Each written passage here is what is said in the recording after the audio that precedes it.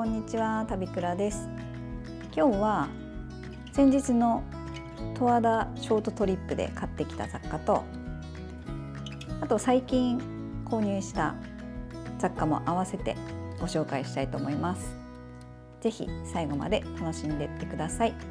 それでは早速行ってみましょう。まずは十和田で買ってきたものを先に紹介したいと思います。最初に買ったのが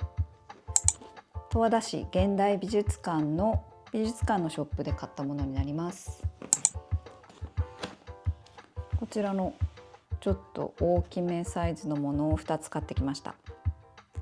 これ何かというと、実は花瓶になります。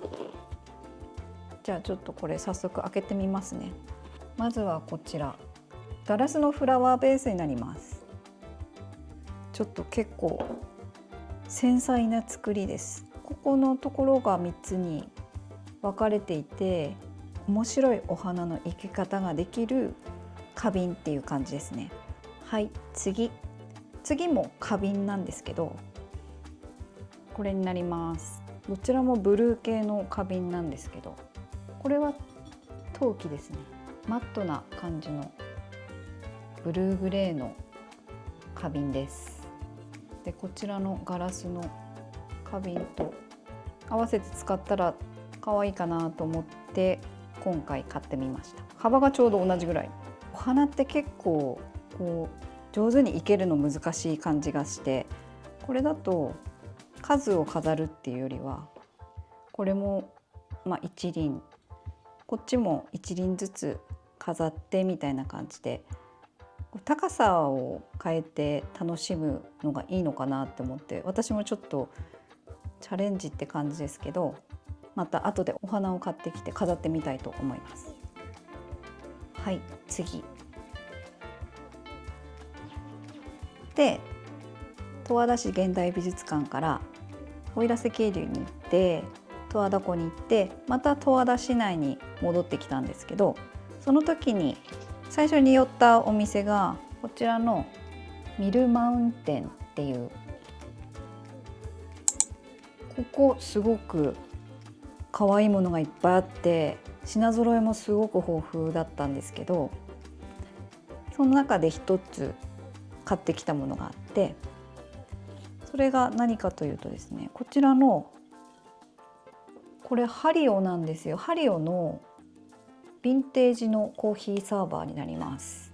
コーヒーだと8杯分、紅茶だと6杯分、たくさん入れられるので、大人数の来客があった時に使えるようなコーヒーサーバーなんですけど、基本的にあんまりここ大人数集まることはないんですが、もし何かね、ここの場所でイベントなんかをやる時があったら、この子を登場させるかもしれませんっていう感じで買ってしまったんですけど、これはね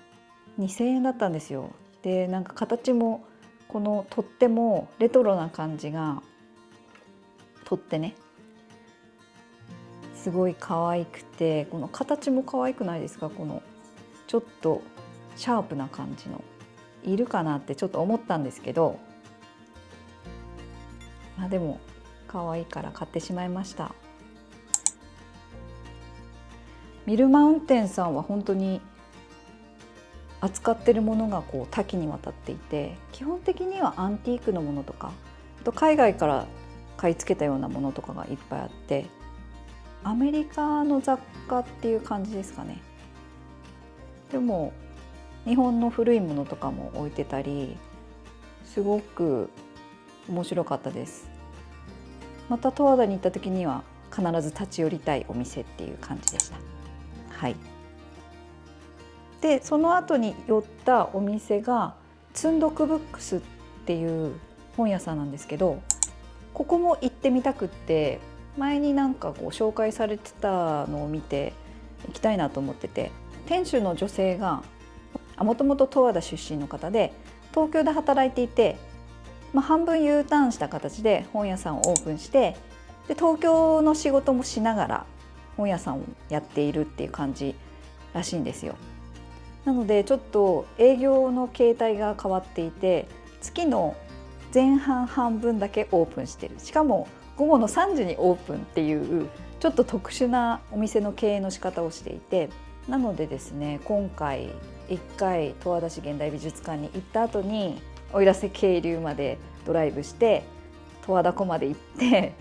で3時前ぐらいにまた十和田市に戻ってきてみたいな感じで行ったんですよ。なので気になる方がいたらやってるかどうか調べて行った方がいいと思うんですけど、でそこでね本を2冊買ってきました。これ私が個人的に勝手にブームになっているウェス・アンダーソンの本なんですけど、これがグランドブダペストホテルっていうウェス・アンダーソンの代表的な映画のメイキングブック、ウェス・アンダーソンの世界グランドブダペストホテルっていう本です。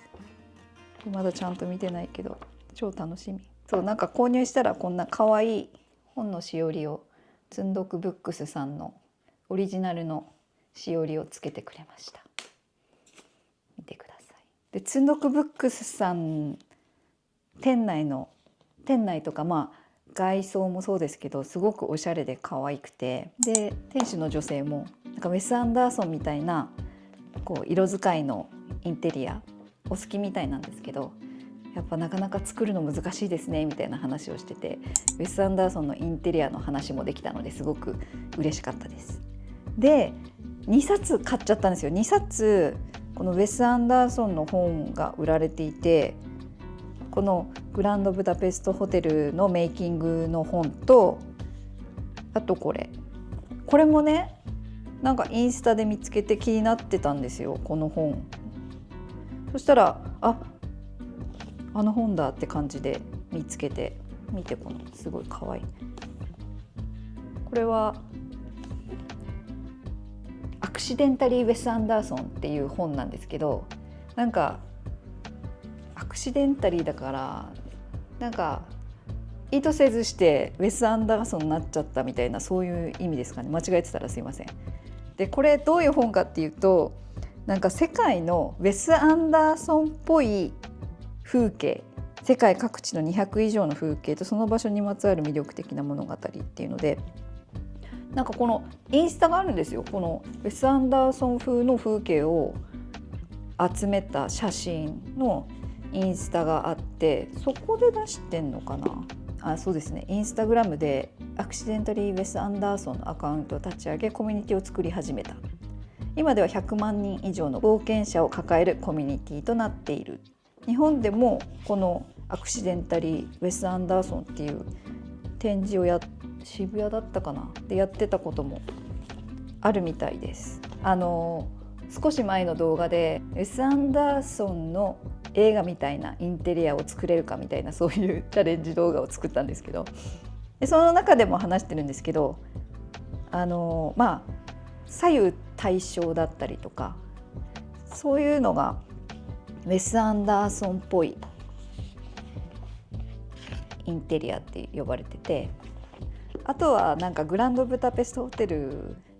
もそうなんですけど、なんかちょっとシュールなっていうか、どこか現実離れしてるような、なんかこれとかすごい可愛い。これどこ？南アフリカのケープタウンだって。見て、可愛い。しかも色も可愛い。そう色使いとか、レシート入ってた。レシート入ってた。可愛い。ほら、なんかウェス・アンダーソンっぽい景色を求めて旅をするっていいかも。渋谷で2年前2023年にウェス・アンダーソンすぎる風景展っていうのを渋谷でやってたみたいですね。あなたの周りに旅のヒントは溢れているだって。そうだからこれは映画の世界じゃなくってリアルの世界なんだけど、ちょっとウェス・アンダーソンの空気感を彷彿とさせるような場所。かわいい。これウクライナ国立美術館だって。ウクライナ国立美術館、これ日本ですね。100円って書いてあるから。これどこだろう。ウェス・アンダーソンの、何回ウェス・アンダーソンって言うんだって感じですけど、ウェス・アンダーソンの景色を求めて旅するっていうのもいいかも。見てこれマップとその場所も書かれていて面白いっていう感じで長くなってしまいましたが、この2冊を購入しました。ちょっとレシート探してたからレシート出てきてよかったこれ2冊でね7810円っていうかなり大人買いな感じで購入いたしました。これが2000円でしょ。でちなみにさっきの花瓶いくらかというとですね、結構安いんですよ実は。こっちが1100円でこっちが2497円だって。ちょっと割らないようにしないと結構作りが繊細で怖いんですけど、やらかしそうで。はい。でもう一個行ってみたい本屋さんが十和田にあって、それがですね旅工房っていう、間違えた、旅空間、勝手に工房にしちゃった、旅空間っていう本屋さんで、ここはね、ここもなんか営業形態が変わっててずっと空いてるって感じでもなかったんですよね。ここは旅本の販売を専門にやってる、もう名前の通り旅空間トラベルブックストアっていう風になっていて、で私来月また海外行くんですよ。来月スウェーデン、フィンランド、エストニアに行く予定で、旅本でなんかいいのあるかなっていう感じで寄ってみたんですけど、その3カ国に関する本はあんまりなかったんですけど、面白いジンを見つけて、ジンってご存知の方もいらっしゃるかもしれないですけど、ジンって何かというとマガジンのジンなんですけど、もともとのなんか語源はもうちょっと違うかもしれないんですけど、今は日本ではこういう個人で作った雑誌みたいなものを総称でジンって呼んでるっていうイメージ、私の中では違ってたらごめんなさいなんですよ。でそこの旅空間でジンをいくつか取り扱ってて、その中で見つけたのがこのですね、これわざとなのかな、この紙とかちょっと合ってないんだけど上のサイズがこれなんですよ。これね、アジアのアウトブックフェアに参加するためのガイドっていう本で、この方はなんかこれじゃなくっていろいろこうマニアックなちょっとニッチな内容のこういう小冊子みたいのを作っていて、でそれを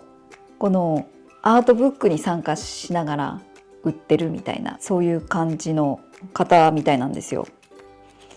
でその方が実際に自分の経験をもとにアートブックフェアの参加の仕方とかそういうのをまとめた本なんですよ。楽しそうじゃないですか。私ジンこれから作りたいなとは思っているんですけど、旅のジンとかね、あと色が好きなので、色をテーマにしたジンとかも楽しいかなと思ってはいるんですけど、でこの人たちはですね、ちなみにこのアジアンフードデザインっていうインスタグラムもされているみたいなので、気になる方は見ていただきたいんですけど、なんか面白そうだなと思って、これはね結構いいお値段で、これ1800円したんですよこのでもこういう個人のやつってだいたいそのぐらいの金額で売らないと、採算が取れないっていうところもあるので、気になったのでちょっと買ってみました。なんかこうピンときたものはこう買ってみて、いつ役に立つかわからないけど、なんかあの時のものが今役に立つかみたいなのって結構あるんですよ。なので気になったらね、結構飛び込んでみるのは大事だと思っています。でちなみに海外行った時は結構写真集っていうか、個人の自分とか友達の趣味の範囲でですよ、結構写真集とか作ってたんですよ。なんかこんな感じで、これハワイに行った時の2014年なので12年前ですねのハワイに行った時の写真集、自分たちで楽しむためのやつね。カメラ屋さんとかに行って作ったんだったかな。なんかデータで読み込ませて写真を割り当てていくだけで簡単に作れるみたいな。なんか旅行に行った時って最近皆さんデジカメで撮ったりスマホで撮ったりすると思うんですけど、意外と見返すっていうのがなくて、でもこういう風にハイライトシーンみたいな感じでまとめたものが一冊の本になるっていう感じなので、データとして持っておくより見返した時になんかいいんですよね。あとこれ大作、これ1冊ね、自分たちで見るだけで1冊5,000円ぐらい確かかかったんですよね、作るのに。でもこれも本当に大作です。めちゃめちゃモロッコのマラケシュに行った時の写真。ほら、雑貨天国ですからモロッコは。こんな感じ。これ宿の猫、到着した瞬間から膝の上に乗っているっていう宿の猫です。見てください、これマラケシュの駅だったと思う。あ、そうですね、かっこいい。そしてモロッコといえばミントディーグラスでね。それであとこれはねまさにジンみたいな感じで、これはそういうなんかこう自分でジンを作ろうみたいな講座に参加した時に自分で作ったものですね。ちょっと紙の選び方を失敗したんですけど、あんまりなんか安っぽい紙になっちゃって、この時、作ったのは前のチャンネルのタイトルの旅するように暮らし、暮らすように旅をするっていうタイトルで作った冊子で、あれいつだっけな、海外北欧に行った時の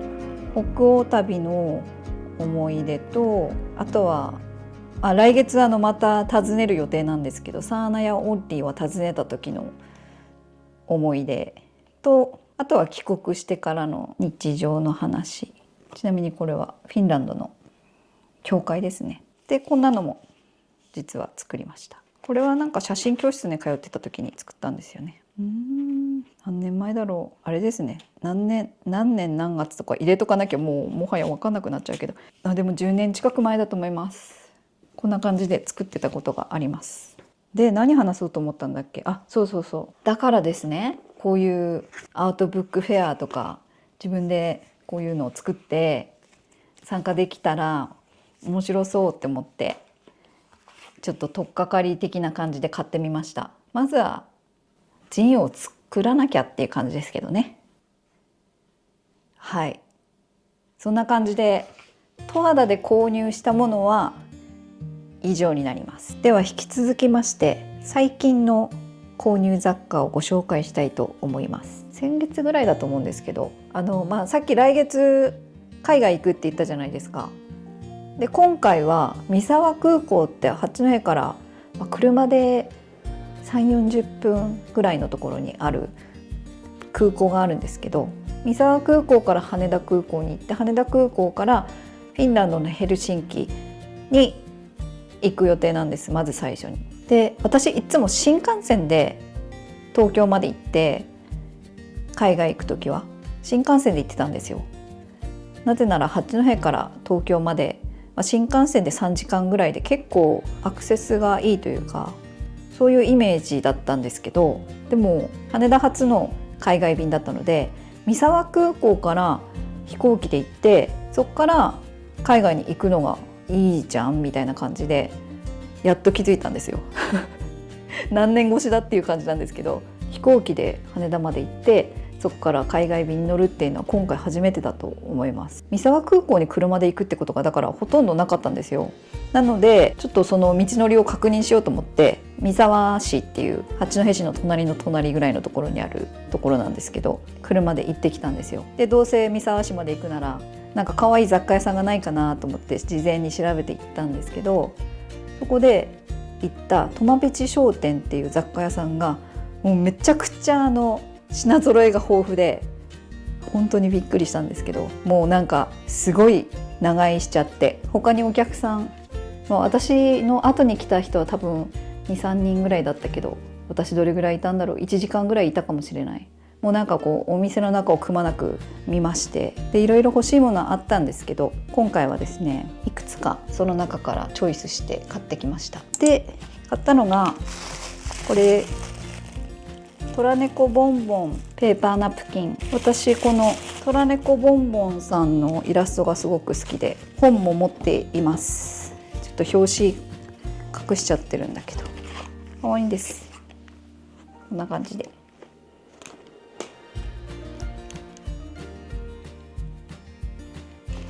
なんかトラネコボンボンを主催されている方は、イラストも描くし料理もするしみたいな感じで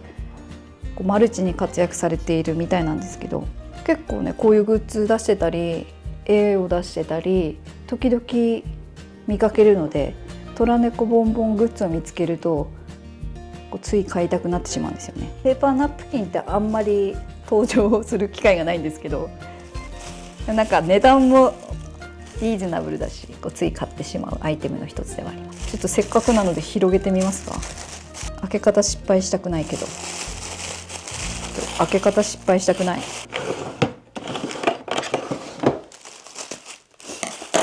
じゃーん、筆ペンで描いたみたいなイラスト。はい、ということでトラネコボンボンペーパーナプキンを買いました。で、なんかだんだん気候も良くなって外で過ごす時間も取りたいなみたいな感じに皆さんもなっていらっしゃると思うんですが、こちらのですね、なんかピクニックラグみたいなっていうかピクニックラグですねを購入しました。なんかこうパッと見紙みたいな素材なんですけど、こっちがサイズ大きい方、中かな、大中小あってこれが中ぐらいのサイズ。紙っぽいんですけど裏側はビニールになってて、なんか芝生とか砂浜とかで使えそうな柄が可愛いです。でちっちゃい方のサイズが1人用って感じぐらいのサイズ、これも柄が可愛いんですよ。結構頑丈ですよ。そのうちこれも動画で登場させたいなと思います。北欧旅に持ってったらどうだろう。向こうって結構公園で過ごしたりしてる人いますもんね。ということで次、これもトマベチ商店で購入したものなんですけど、これはねムーミンのオイルランプなんですよ。ムーミンのグラスランプ。このグラスの柄がいろいろ何種類かあって、私はこの森の中みたいな柄にしたんですけど、ここに入れるランプがこれになります。見れますか？柄ピント合ってる？こんな感じでムーミンのキャラクターたちが勢ぞろいなんですけど、これをこの中に入れて、だからこの木の隙間からこのムーミンの仲間たちが見えるっていう感じなんですよね。このなんかこう超分かりづらい感じが可愛いなと思って、オイルランプのここの瓶のところにこのオイルを入れてここに火をつけるっていう感じのもので、最後にもう一個だけ紹介したいんですけど、これは普通に楽天で買ったんですけど、ちょっと開封いたします。これと同じところのハイタイドっていうところで購入したものになります。何を購入したかというと、今回はですねこのお香立てを買いました。実は私お香立てこれをずっと使ってたんですけど、これねたまたま八王子の駅の前でやってたフリーマーケットで偶然見つけて500円で購入したんですけど、なんかこれをずっと使っていて、これ以外持ってないんですよね。だからお香立て買ってもいいかもって思って今回買ってみました。これはどんなものかというと、想像より結構ちっちゃい。これシルバーのものとゴールドのものがあって、私はゴールド好きなのでゴールドを買ったんですけど、こんな感じの結構シンプルなものになります。で使い方としてはなんかこう穴が開いてるんですよ。お香を立てるための穴がいくつかで、置き方によってお香の立て方を変えられる。でここ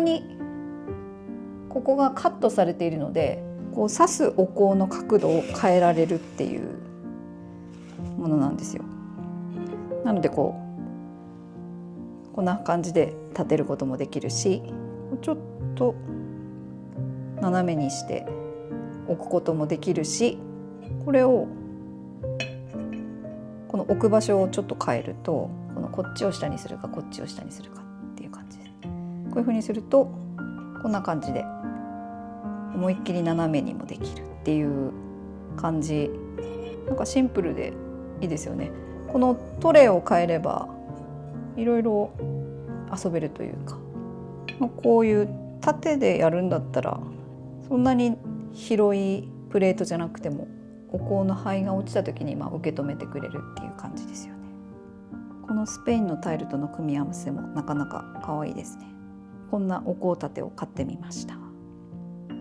という感じで今回ご紹介した購入品は以上になります。皆さんおはようございます。旅倉です。昨日ですね、購入品紹介をした後に自宅に帰って夕方また大きな地震が発生してしまいました。震度5強だったんですけど、で今からちょっとアトリエを確認しに行きたいと思います。いや、ちょうどね1ヶ月前に割れ物たちを復活させたばっかりだったんですよね。あとは昨日の購入品、また割れ物があったので花瓶、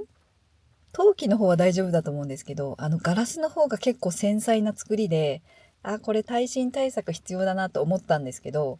昨日ねそのまま立てた状態で帰ってきちゃったんですよ。あれ倒して横にして帰ってくればよかったんですけど。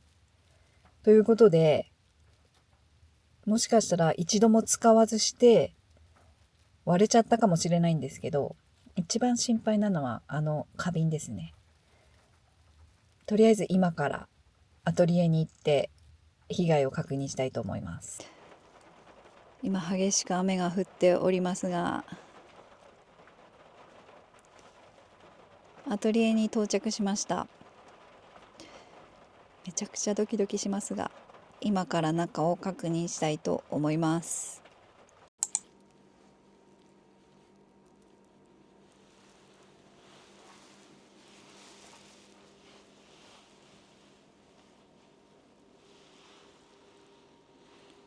キッチンは特に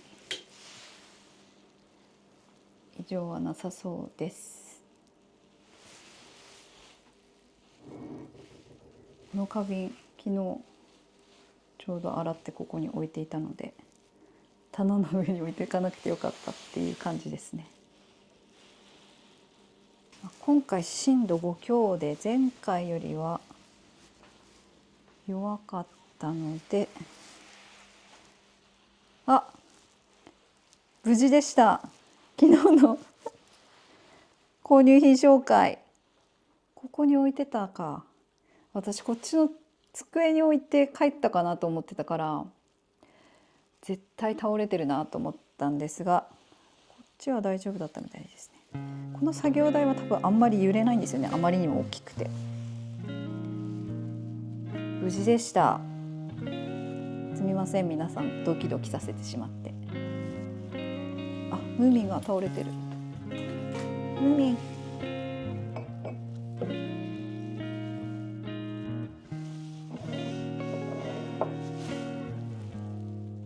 被害状況を確認。異常なし。この子も大丈夫でしたね。ちょっと心配だったけど。あと昨日ここにこの大丈夫ですね。これも倒れてるかなとか思ったんですけど、意外とこう揺れに強いかもしれない。でも机はずれてますね。よかった。机の上に乗せてたらこれ倒れてたかも。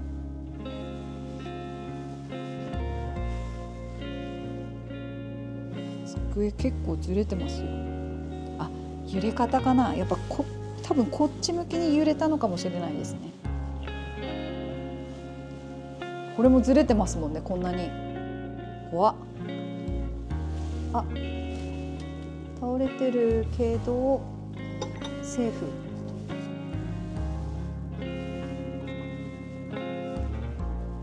倒れてるけどセーフです。でも結構揺れた感じしますね。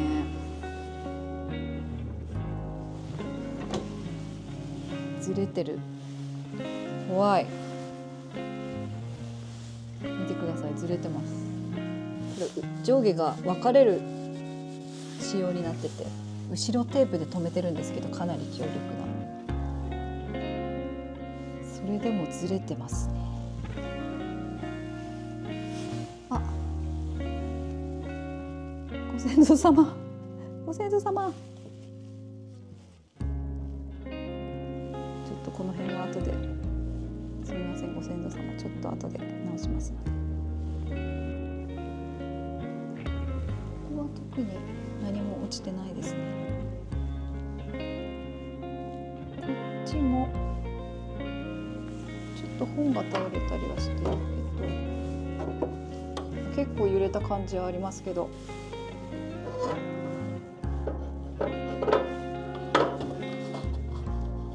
とりあえず大きな被害は今回はなかったみたいですね。いや、ガラスのキャビネットをもっと後ろを強化した方がいいような気がしてきた。この仕切りも特に